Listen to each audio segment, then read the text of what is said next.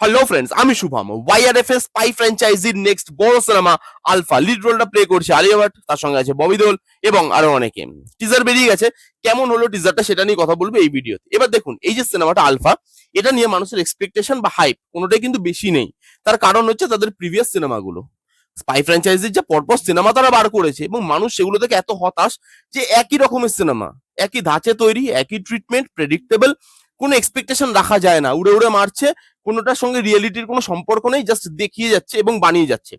তো এবার প্রশ্ন হচ্ছে, এই যে সিনেমাটা, সেটা স্পাই ফ্র্যাঞ্চাইজিটাকে রিবুট করতে পারবে?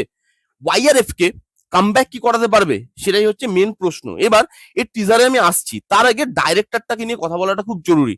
শিব রাওয়েল হচ্ছে এর ডাইরেক্টর। এবার এই ডাইরেক্টর ওয়াইআরএফ এর সঙ্গে অ্যাসিস্ট্যান্ট ডাইরেক্টর হিসাবে বহু বছর কাজ করেছে এবং বিভিন্ন বড় বড় ফিল্মে লাইক ফ্যান, ধুম 3, বেফিক্রে এরকম ধরনের সিনেমাতে সে অ্যাসিস্ট্যান্ট ডাইরেক্টর হিসেবে কিন্তু কাজ করেছে, মানে অ্যাসিস্ট্যান্ট ডাইরেক্টরের টিমের মধ্যে এই শিব রাওয়েল কিন্তু ছিল।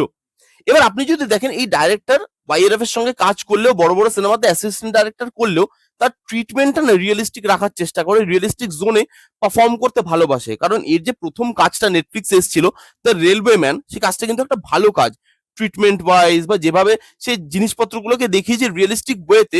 তো এর মেন্টালিটিটা বোঝা যায় যে ওয়াইআরএফ এর সঙ্গে কাজ করেছে ঠিকই, কিন্তু তার ওয়ে অফ ফিল্ম মেকিং একটু ডিফারেন্ট। এবার এই টিজারের মধ্যে না সেই জিনিসটা ভিজিবল, এবং সেই জন্যই আমি একটু হলেও আশা রাখছি। টিজারটা খুব খারাপ লাগেনি। এখানে দেখানো হচ্ছে ববি দেওল, তার মেয়ে আলফা, যে রোলটা প্লে করছে আমাদের আলিয়া ভাট। এবার সে তার অ্যাকচুয়াল মেয়ে নাকি সেটা আমরা সিনেমা দেখলে বুঝতে পারবো। আমার মনে হচ্ছে যে সে তার অ্যাকচুয়াল মেয়ে হয়তো হবে না। তাকে ট্রেনিং দিচ্ছে স্পেশাল মিশনের জন্য। তার জন্মদিনের দিন তাকে গিফট দিচ্ছে যে ভাই ওপরের তলায় একটা লোক আছে, তাকে গিয়ে মেরে আসো এবং সেটাই তোমার জন্মদিনের গিফট। এবার তার মিশন চালু হচ্ছে, তাকে যে ট্রেনিং দিয়েছে সেগুলো তাকে দেখাতে হবে, মিশন কমপ্লিট করতে হবে। এই নিয়েই গোটা সিনেমা। এবার ব্যাপার হচ্ছে, এখানে টিজারের মধ্যে যেই জিনিসটা ভালো, এর আগে যখনই ওয়াইআরএফ এর কোনো টিজার বেরোতো, আপনি দেখবেন টিজার গুলো না পুরোপুরি ভিএফএক্স হেভি, বা পুরোপুরি আপনি দেখবেন রিয়েলিটির থেকে অনেক দূরে, অ্যাকশন ওরিয়েন্টেড টিজার। এখানে না শুধু অ্যাকশনটাকে যে ফোকাস করা হয়েছে তা কিন্তু নয়। এই সিনেমার মধ্যে অ্যাকশনের ওপরে যে জিনিসটা রাখতে চেষ্টা করেছেন ডাইরেক্টর, সেটা হচ্ছে হিউম্যান ইমোশন, তাদের মধ্যে যে রিলেশনশিপস। এর মধ্যে সেই জিনিসটা হয়তো দেখানো হবে যে ববি দেওল কিন্তু একটা গ্রে শেডের ক্যারেক্টার, তার একটা ডার্ক সাইড আছে, যেটা সম্বন্ধে আলফা, মানে আমাদের আলিয়া ভাট, সে কিন্তু জানে না।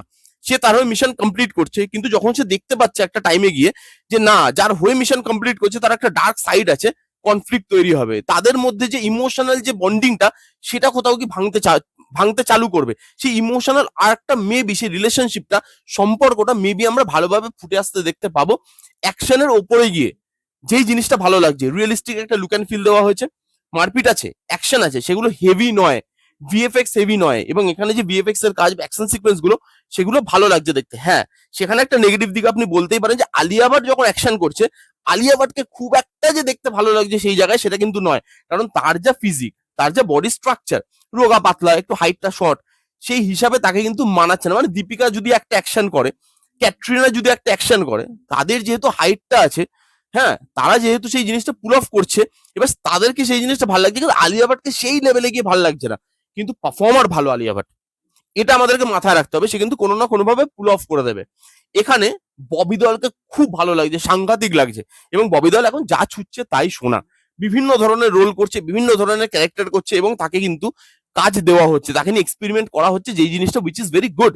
এখানে ববি দেওয়ালকে ভালো লাগছে, তাদের দুজনের কেমিস্ট্রি ভালো। এখানে যে কালার টোনটা রেখেছে, একটু ডার্ক টোনের কালার টোন, সেই জিনিসটা ভালো, যে যখন তারা রেস্টুরেন্টে বসে খাচ্ছে তখন জিনিসটা ব্রাইট, কিন্তু যখন অ্যাকশন করছে সেই জিনিসটা ডার্ক, একটু ফগি টাইপের। জিনিসটা ভালো লাগছে দেখতে। অ্যাকশন সিকোয়েন্স গুলো ভালোভাবে ডিজাইন করে, রিয়েলিটির ছোঁয়াটা এই অ্যাকশন সিকোয়েন্স গুলোতে আছে। যে হ্যাঁ, হ্যান্ড টু হ্যান্ড ফাইট হচ্ছে, হ্যান্ড টু হ্যান্ড কম্ব্যাট হচ্ছে, সেটা দেখে বোঝা যাচ্ছে যে তাকে ট্রেনিং দিয়েছে, এবং ট্রেনিং এর মতো করে অ্যাকশন গুলোকে রাখা হচ্ছে। এমন না যে ট্রেনিং দিয়েছে হাতে হাতে কিন্তু দেখাচ্ছে উড়ে উড়ে মারছে, সেই জিনিসগুলো করা হয়নি। বিজিএমটা ভালো। এখানে দেখবেন লাস্টে একদম যে টিজারের শেষে হ্যাপি বার্থডে টিউনটাকে বাজানো হচ্ছে একটু অন্য রকম ভাবে, বোম লাগিয়ে দিয়েছে, সেখানে বাবা আর মেয়ের একটা ছবি আঁকা, কার্টুন ছবি, সেই জিনিসটা খুব ভালো। এবং সেখানে টিং টিং টিং টিং টিং সেই মিউজিকটা বাজছে, বিজিএমটা না এলিভেট করছে। বিজিএমটা খুব যে স্ট্রং বিজিএম ইউজ করা হয়েছে পুরো টিজার জুড়ে, ধাম ধাম ধাম করে আওয়াজ হচ্ছে তা নয়, খুব মাইল্ড একটা বিজিএম রাখা হয়েছে। এবং মাইল্ড বিজিএমে আপনি দেখবেন এই যে সিনগুলো, বা এই সিনের যে ইন্টেনশন গুলো, ইন্টেন্সিটি গুলো, সেগুলো আরো বেশি ভালো করে ফুটে আসে। এখানে সেই জিনিসটা ফুটে আসছে। টিজারটা ওভারঅল যদি আমি বিচার করি, আমার কিন্তু টিজারটা খুব খারাপ লাগেনি, ভালো লেগেছে। ফিল্ম মেকিং যেরকম রিয়েলিস্টিক করা হয়েছে, ওয়াইআরএফ এর বাকি ফ্র্যাঞ্চাইজি গুলোর থেকে একটা আলাদা ফিল দিচ্ছে, একটা ভালো আছে। সেখানে হ্যান্ড টু হ্যান্ড কম্ব্যাট আমরা দেখতে পাচ্ছি, রিয়েলিটির ছোঁয়া দেখতে পাচ্ছি, বিজিএম থেকে, কালার টোন থেকে, সেগুলো একটু আলাদা। তো বাকি ওয়াইআরএফ এর যে স্পাই ফ্র্যাঞ্চাইজি, সেটার থেকে আলাদাভাবে তারা সেই এই জিনিসটাকে প্রিপেয়ার করতে চাইছে, যে লোক সেই একই জিনিস যাতে না দেখতে পায়। লোক এবার যেগুলো দেখতে চাইছে সেগুলো যাতে দেখতে পায়। এমনি দেখুন, গল্প যে খুব আহামরি হবে তা নয়, গল্প হয়তো কিছুটা প্রেডিক্টেবলই হবে, যেটা বললাম, এবং সেটা ট্রেলার দেখলে আরেকটু পরিষ্কার হয়ে যাবে। বা এরকম ধরনের সিনেমা এর আগে যে আমরা দেখিনি তা নয়, বিদেশে বা ফরেনে ওমেন সেন্ট্রিক অ্যাকশন সিনেমাগুলো যেরকম হয় সেরকমই ধরনের হয়তো গল্প হবে, সেরকমই ধরনের হয়তো সিনেমা হবে, কিন্তু তার মধ্যে সেটাকে যদি ইন্ডিয়ানাইজ করতে পারে, তার মধ্যে সেটাকে যদি একটু হিউম্যান ইমোশন সেই জিনিসটাতে কনভার্ট করতে পারে, রিলেশনশিপ গুলোতে বেশি খেয়াল দিতে পারে, সেই জিনিসগুলো যদি ভালো থাকে, তাহলে আমার মনে হয় বেরিয়ে যাবে সিনেমাটা।